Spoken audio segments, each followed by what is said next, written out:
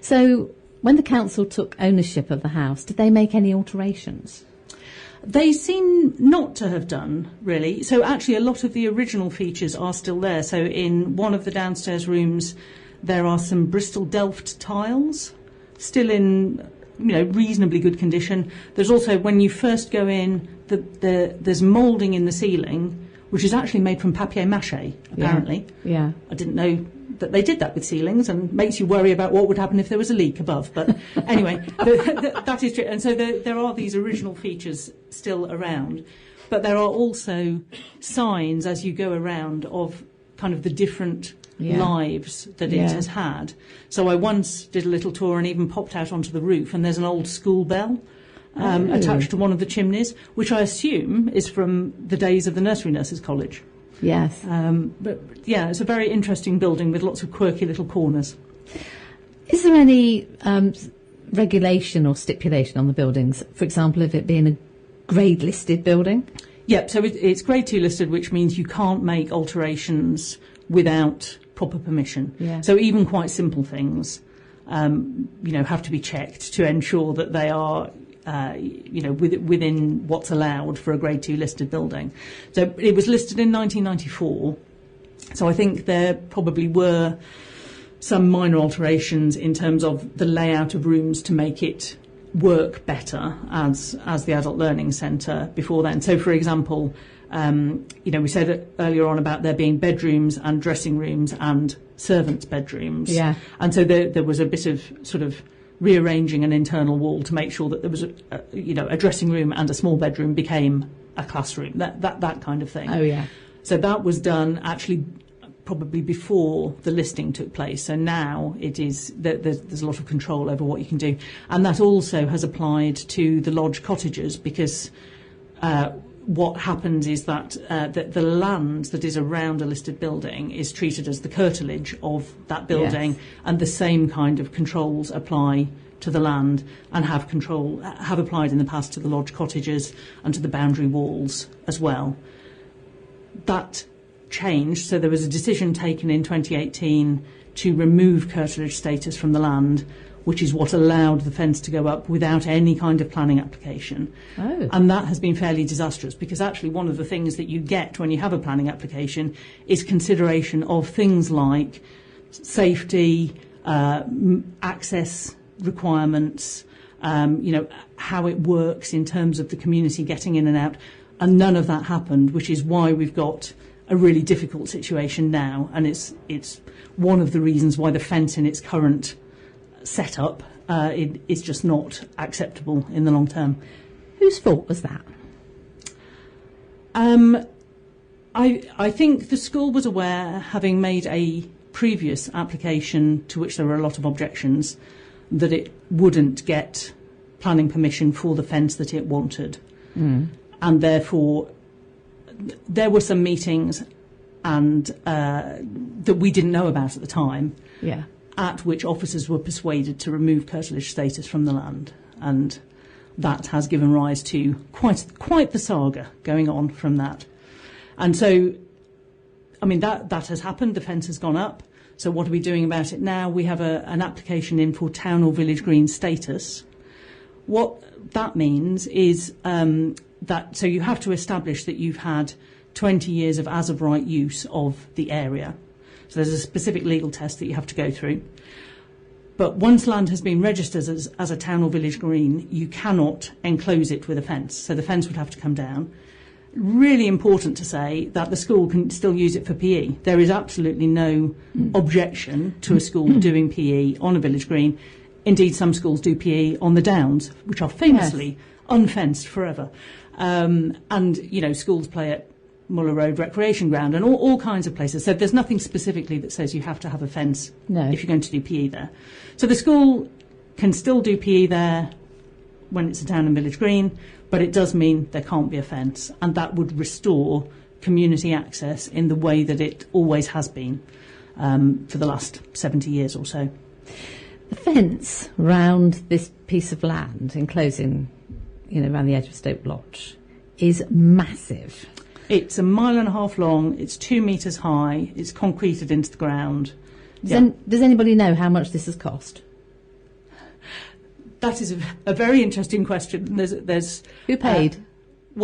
So the school got a funding grant from central government for both the fence and refurbishment of the pavilion. There is some discussion about who knew what when, about what the fence was going to cost and what it actually cost. The school published information to its parent community saying that the fence would cost no more than £65,000.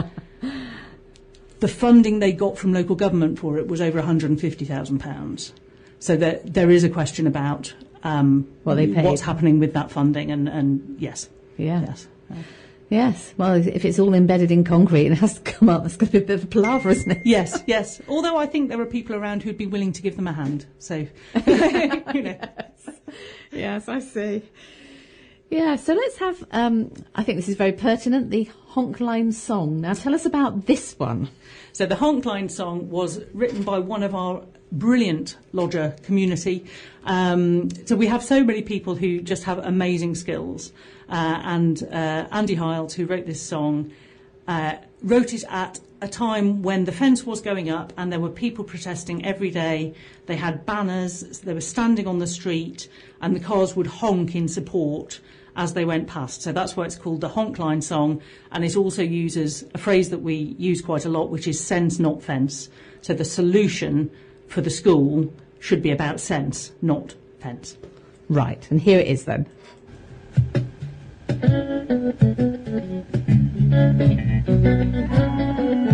Sing it la la la. Put your fingers in your ears. I'm gonna tell you something you don't want to hear. Because what goes up must come down. If you got a good heart, you can't turn it around, turn it around, turn it around. We the undersigned, we know what you're doing is wrong. We fight it with a line or skirmish with a song. Mother used to say, people just want to be free. She said there's never so blind as them that don't want to see. Now I'm waving at the cars, saying how can you agree, let it be for everyone. La la la. Put your fingers in your ears. I'm gonna tell you something you don't want to hear. Cause what goes up must come down. If you got a good heart, you can turn it around, turn it around, turn it around. We the undersigned want to live alongside. It doesn't have to be this way, right side, wrong side. But you twist our words like you wanted war.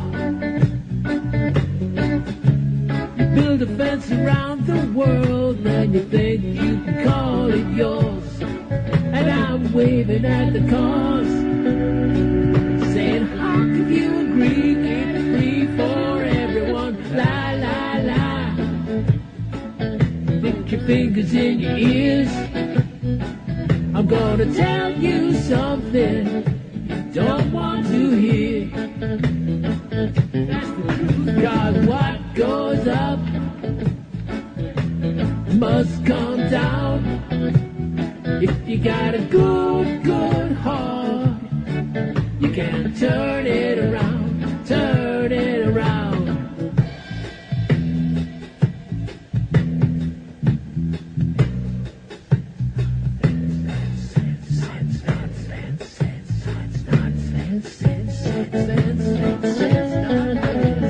What goes up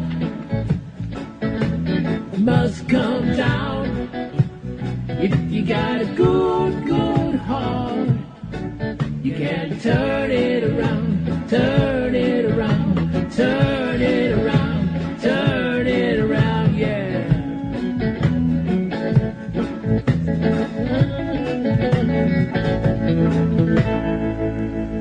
So that was the Honk Line song, especially composed. So, Helen, this fence that's gone up, you said it's not essential for the playing fields to be fenced.